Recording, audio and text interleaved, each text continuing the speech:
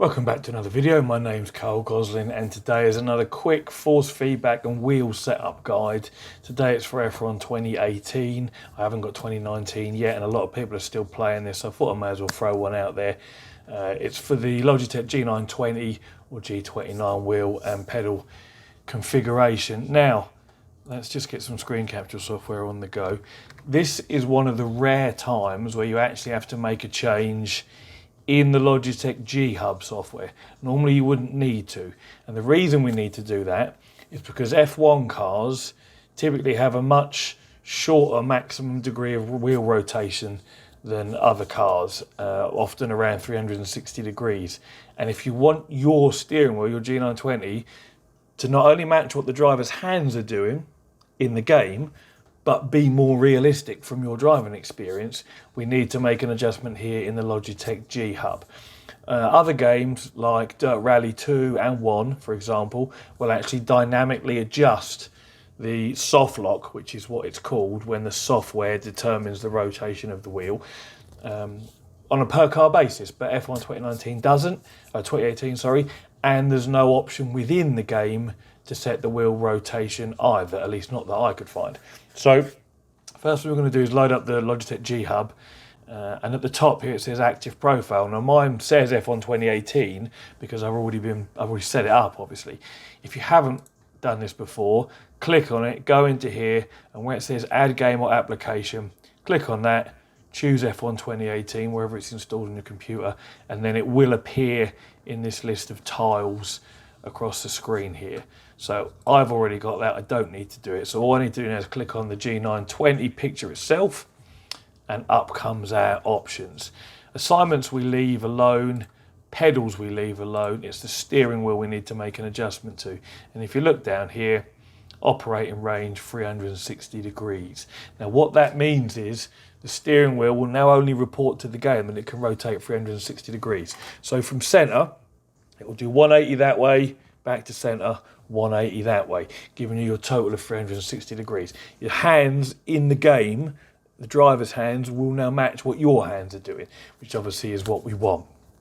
So you set that, and the other option that we've missed out on seeing here is when you add a per game profile, it gives you the option to automatically switch to those rather than leaving what they call the persistent profile on. You want to allow it to do that. That way when you load your game, it will load the appropriate profile.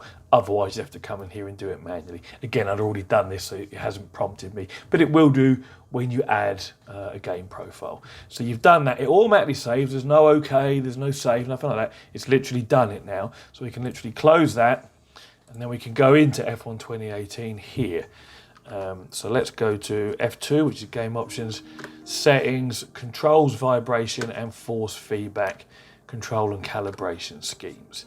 The calibration phrase here is used very loosely because there are no calibration options. I don't know why it says it. Anyway, as you can see at the bottom, custom control schemes. I've already got one for my G920. You won't have one, so add your own. We're going to go into it, we're going to edit it. Now, just run through these: accelerate, brake, steer left and right, blah, blah, blah, blah. Make sure they're all what you want them to be. My accelerator pedal, my brake pedal will ran the wrong way or something along those lines. So just go through them one at a time, put your inputs in, make sure they're all okay. You know, some things are personal choice, like your camera buttons and your look buttons and your replay and, you know, your activate DRS, etc.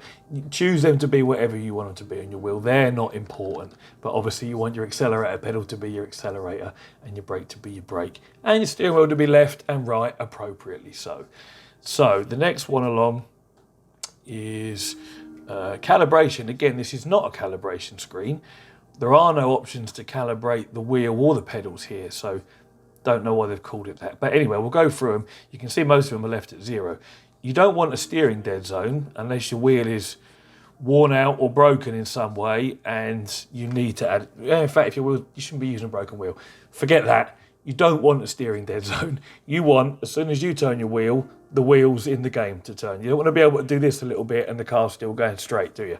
So leave that at 0. Steering linearity. Again, you want it to be a one-to-one basis. So if you turn 90 degrees, you want your wheels to turn 90 degrees, or the steering wheel in the vehicle, and then the wheels appropriately. You don't want any silly curves up or down, so leave that at 0. Saturation simply means, if at 0, which is default, do you want to have to turn the wheel all the way for the wheel in the game to have gone all the way, or do you only want to have to turn it halfway and then the wheel in the game has gone all the way? Obviously you want it so it matches. Again, leave that at 0. Throttle dead zone, again, if you've got a twitchy sensor on your pedal, does it accelerate a little bit when it shouldn't do? If it does, here you can add a bit of dead zone in to get rid of that. If everything's working properly on your pedals, shouldn't need to have any. I don't, and mine is old and second hand. Throttle linearity, same thing again. Do you want to press the pedal 50% and it be at 50% throttle? Or do you want to press the pedal, say 50%, and in game it's actually at 75% throttle opening? You want it to be linear, so at least I do. So again, leave that at default at 0. Saturation, same as the steering saturation. Do you want 100% throttle to be 100% throttle, as in you put the pedal all the way down, or do you want it to be less, maybe 75%, so you press the pedal 3/4 of the way, the game registers 100%. If you do, you do. That's up to you. In fact, it could be a personal preference, but I leave it, I want it to be 100% throttle when I've pushed the pedal 100% of its travel. That's just me. Brake dead zone, same as the other dead zones. If your brake pedal is registering an input when you're not touching it, then you might want to add a little bit of dead zone in. It shouldn't be if it's working properly, but maybe it does. If it does, add a little bit of dead zone. And you'll know, because if you look down here where it says brake, throttle and steering, you'll see if your brake pedal or throttle was applying an input when it shouldn't be, you'll see a bar registering here. It won't say 0. In fact, if you look at my steering, it says 1, because the steering wheel isn't quite straight. And if I move a steering wheel, you can see it moves accordingly. Now the steering wheel's straight, it's at 0. My pedals are registering 0 because they are at 0. There's no issues with them. I can't reach them, they're on the floor there, otherwise I press them and shut. Well, actually, no, excuse me. So there's my accelerator, 100% all the way to the floor. It registers 100%. I can't press the brake that hard because it's a stiff pedal, but you get the idea. If yours are registering an input here right now when your feet aren't on them, you might want to add a throttle or a brake dead zone in. Next one down the list, brake linearity, same thing. Do you want the brake pedal progression to be linear in fashion, as in you press it X amount, it brakes X amount, or do you want to press it X amount and it brakes twice as hard or 3 times as hard? If you want it to be non-linear, you can. I prefer it to be linear. And last but not least, brake saturation. This is the only one I changed for a Logitech G920 or G29, because they have that rubber insert about 3/4 of the way down the pedal travel where it really hardens up, which is a good thing. I like it because you get to that point and then you can modulate your brake using pressure. But what it means is, to hit 100% braking force, you really have to stamp on that pedal. Really have to stamp on it. And I have mine set at about 70 to 80% usually. This will vary depending on what sort of cockpit you've got. In a play seat challenge, which is what my Logitech's attached to, if I leave that at 100, I have to press really hard, and the play seat moves around a little bit. I don't really like it. So I set that to 70, which means I only have to press the pedal 70% of the way down, and the game will register on this brake bar at the bottom here 100% braking force. So that's the only one I have differently, because it really is a leg workout if you leave it on 100%. If you've got a solid cockpit, something made of steel, an actual proper cockpit or aluminium, then you might leave it at 100 because you might like stamping on the pedal really hard. Some people do. In fact, a lot of these more expensive brake pedals, people just seem to crank up how hard you have to press them.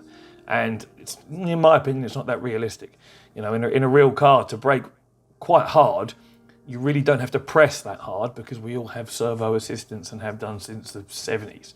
So anyway, waffling a little bit, it's personal preference. For me, Logitech setup, 70%, certainly with a softer cockpit like the Play Seat Challenge, is pretty much bang on. For me, the pedal just starts to get proper hard at sort of 70%, and that's me at 100% braking force. So that's those. They're all pretty simple and pretty easy, as you can see.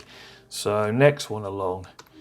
Vibration and force feedback. You want it obviously turned on, otherwise you're not going to have any force feedback or vibration. Normally, I would turn the strength down a little bit in a lot of games, but in this game, anything less than 100%, the wheel just feels too soft, too light to me. And these are pretty much the default settings in actual fact. The on-track effects, which is literally the sort of feedback you get from the undulations on the road, or the track in this case. Rumble strip effects are self-explanatory, how they feel through the, give it a nice vibration as you're going over them. And off-track effects, as it says here, grass and gravel, how much do you feel that through your wheel? Now, before I go on to the last two, let's just talk about those. We're in an F1 car. It's not designed to be on grass or gravel or hard strips. So when you do, in real life, you would really feel it. And that's what I want in the game. I want to really feel when I'm on those bits as well. And I think these default settings work well. You're welcome to turn them up or down a little bit if you wish. They don't affect the force feedback as in forces loading up under cornering or anything like that. They're literally, as it says, effects, on-track effects, rumble strip effects, and off-track effects. They're just feelings. The actual one that varies how heavy the wheel becomes under cornering forces is literally your vibration and force feedback strength that's at 100%. I don't know why they combine vibration and force feedback. You think they would have done them separately because some people might not like the vibrations and others might do, but they've got them combined, so there's nothing we can do about it anyway.